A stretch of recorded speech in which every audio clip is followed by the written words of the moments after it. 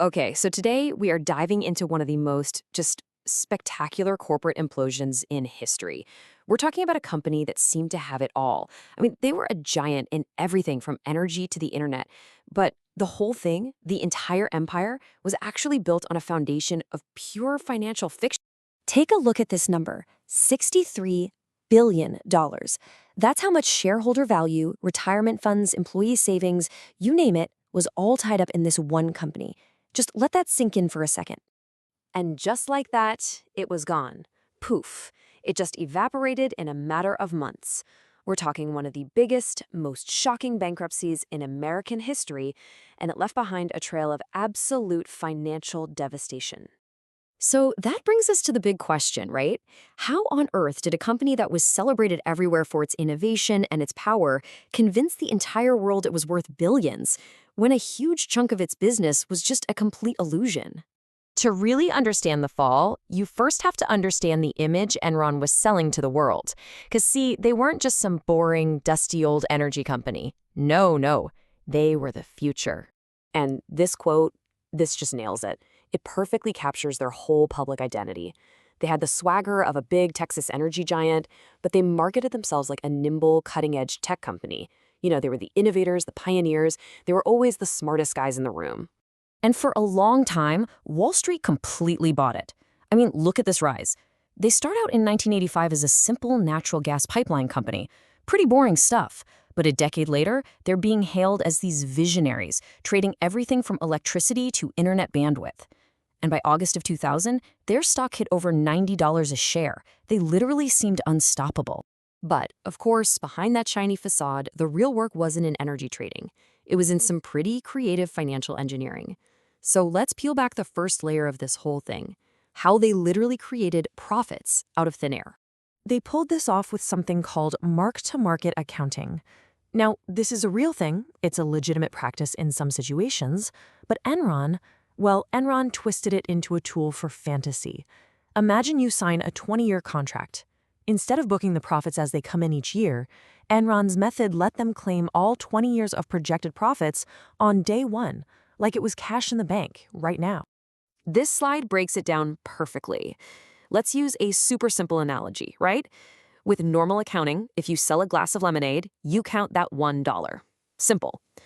With Enron's magic accounting, you could just imagine selling 1,000,000 glasses of lemonade over the next 10 years, and poof, you get to book that imaginary $1,000,000 as profit today. And this was the culture inside the company. They really believed they were rewriting the rules of business. This quote from the CEO, Jeffrey Skilling, it's not just arrogance. It's a peek into a mindset that saw this kind of financial deception as innovation. Okay, so they were inventing profits. But what about all the bad deals, the massive debts? You can't just wish those away. For that, Enron needed another trick up its sleeve, a place to hide all of its financial garbage. And their solution was something called Special Purpose Entities, or SPEs. Now, you can just think of these as thousands of little, separate shell companies that Enron created. Their only real job was to take on Enron's debt and its failing projects, which basically hid them from the main company's books. So here's the crucial part.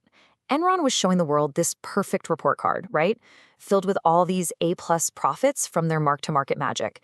But at the same time, it was hiding all its Fs, billions and billions in debt, over at its friend's house, these thousands of SPs.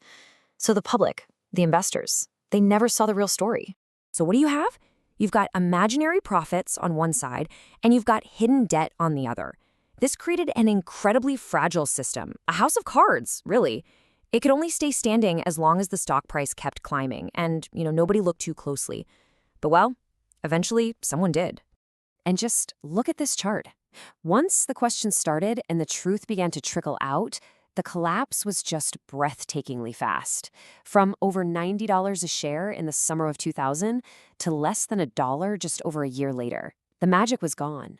Because at the end of the day, that's what it was. A fiction. A story. And once investors lost faith in the storytellers, the whole house of cards just came tumbling down.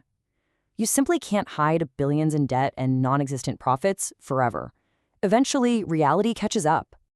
So why are we still talking about a company that blew up over 2 decades ago? Well, because Enron wasn't just another scandal. It was a lesson A huge one. It fundamentally changed corporate rules in America, and it stands as this timeless warning. So let's just put the whole scheme together one more time. It was a vicious cycle. Step 1, use mark-to-market accounting to invent profits. Step 2, use those special purpose entities to hide the dead from all the bad deals. And the whole thing was held together by a corporate culture that rewarded telling a good story way more than it rewarded creating actual value. And that's really the thought I want to leave you with. The specific accounting loopholes that Enron used, yeah, they got closed. New laws were passed. But the pressure to meet quarterly earnings, to project endless growth, to tell a good story to investors, let's be honest, that pressure is probably stronger than ever. And it really makes you wonder, what financial fictions are being written today?